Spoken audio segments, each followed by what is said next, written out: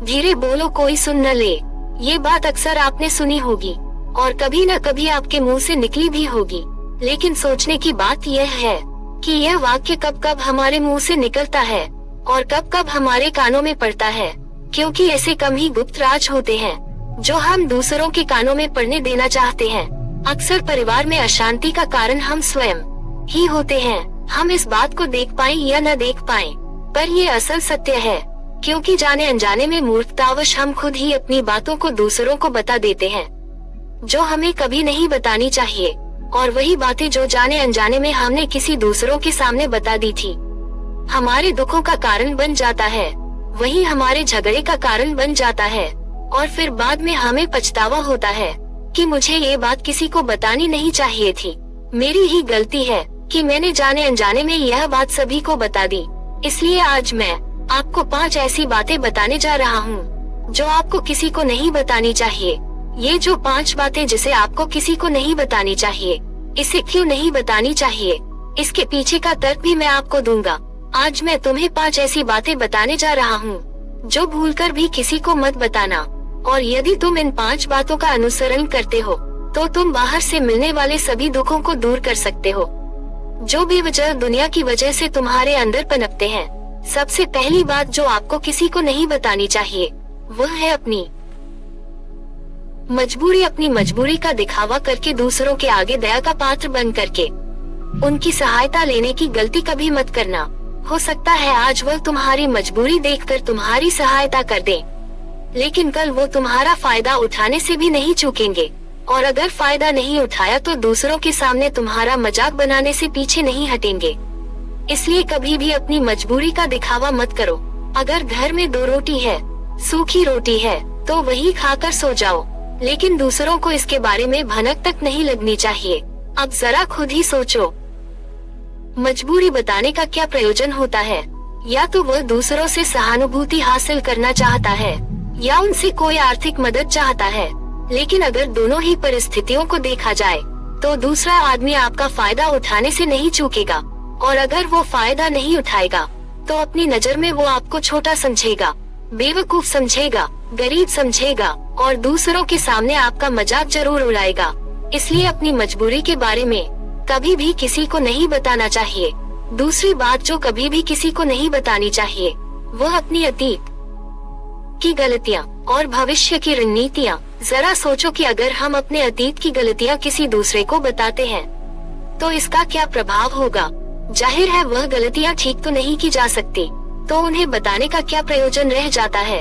अगर आप अपने अंधेरे पक्ष को खुद ही दुनिया के सामने बता रहे हो, खुद अपनी गलतियाँ दूसरों के सामने बता रहे हो, तो इससे उस आदमी की नजर में आपका एक चरित्र गठित हो जाएगा और वह भविष्य में हमेशा आपको उसी नजरिए से देखेगा।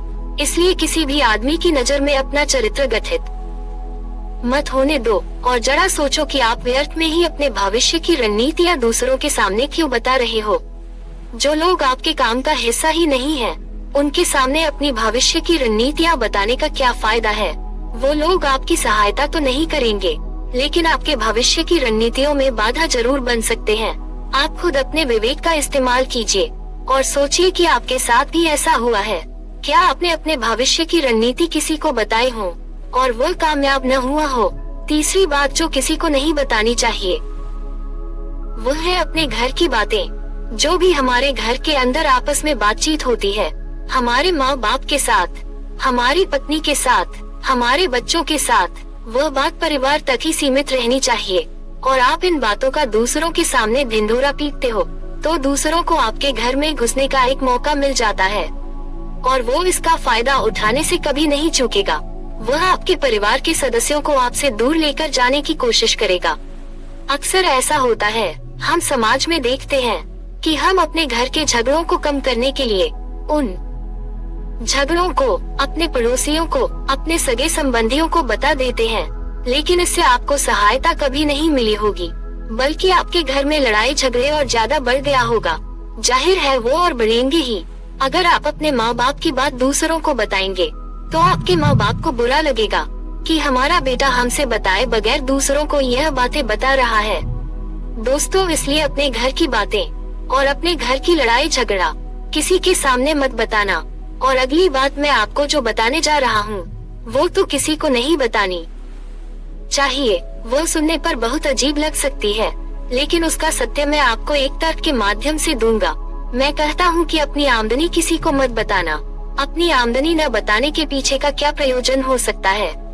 जरा सोचिए कि आप अपनी आमदनी अपने दोस्तों को बता देते हैं, तो जब आपके दोस्तों को जरूरत पड़ेगी तो वो सिर्फ आपको ही याद करेंगे, क्योंकि उनको पता है कि आपकी आमदनी ज्यादा अच्छी है, तो आप भी उनकी मदद कर सकते हैं और इसलिए ज्यादा लोग आपसे सहायता मांगेंगे। और जब आप उनकी सहायता नहीं करेंगे तो वो सोचेंगे कि इस आदमी के पास पैसे हैं, मेरी सहायता कर सकता है, लेकिन यह सहायता कर नहीं रहा है। वो आपसे पैसा ले जाएंगे और आपकी जरूरत पड़ने पर उसे आपको लौटाएंगे भी नहीं। इसलिए आपकी आमदनी आपके और आपके दोस्तों के बीच झगड़े का कारण बन सकती है। सिर्फ दोस्त ही नहीं, रिश्तों में भी झगड़े का कारण बन जाती है। कम आमदनी होगी तो लोग मजाक उड़ाएंगे और ज्यादा होगी तो सहायता मांगेंगे, तो इसलिए अपनी आमदनी बताने का कोई प्रावधान नहीं है।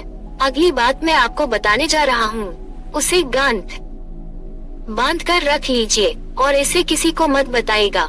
और वह अपनी कमजोरियाँ और अपनी ताकत।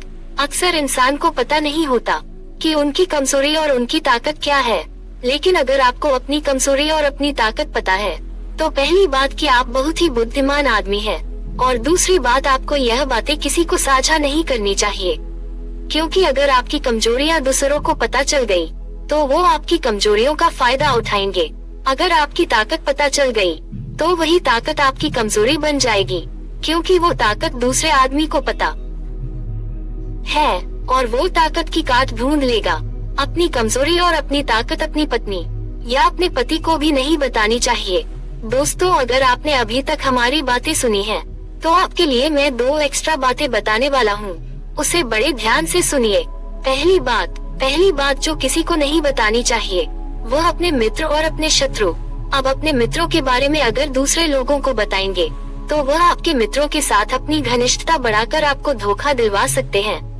आपके गहरे मित्रों को आपसे दूर करने का प्रयास कर सकते हैं। अक्सर आम आदमी ऐसा नहीं करता, लेकिन आपके दुश्मन ऐसा करने की कोशिश कर सकते हैं। और दूसरी तरफ आपके शत्रु का भी किसी को नहीं पता लगना चाहिए, क्योंकि आज जो आपका मित्र है, अगर कल वह आपका शत्रु हो गया तो आपके दुश्मन के साथ मिलकर आपको परास्त कर सकता है, आपको धोखा दे सकता है। और आज के समय में ऐसा अक्सर देखने को मिलता है, और इसलिए अपने सबसे अच्छे दोस्त को भी अपने दुश्मन के बारे में कभी मत बताना।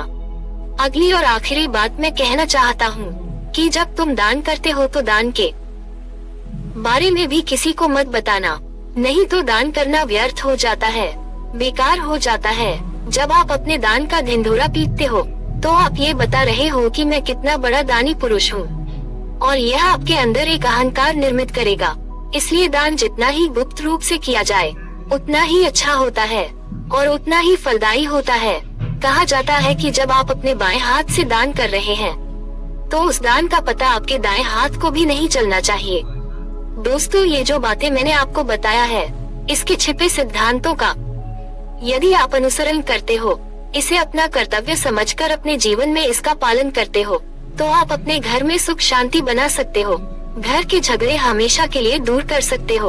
आप इन बातों के बारे में अपने विवेक से सोचेंगे तो आपको ये बातें सच मालूम पड़ेगी। और हमारा वीडियो बनाने का मकसद भी यही है कि आपका विवेक जागृत हो, आप खुद उन बातों के बारे में सोचें जो हम आपको बता रहे हैं, और आपके जीवन में परिवर्तन आए। आप सनातन धर्म में पैदा होने के लिए, हिंदू धर्म में जन्म लेने के लिए खुद को गौरवान्वित महसूस करिए। यह आपको एक अलग ही ऊर्जा देता है। और आपको हमारी ये वीडियो कैसी लगी हमें कमेंट में बताएं। अच्छी लगी हो तो इसे लाइक करिए, और ऐसे ही लाइफ चेंजिंग वीडियो पाने के लिए हमारे चैनल को अभी सब्सक्राइब करिए। धन्यवाद।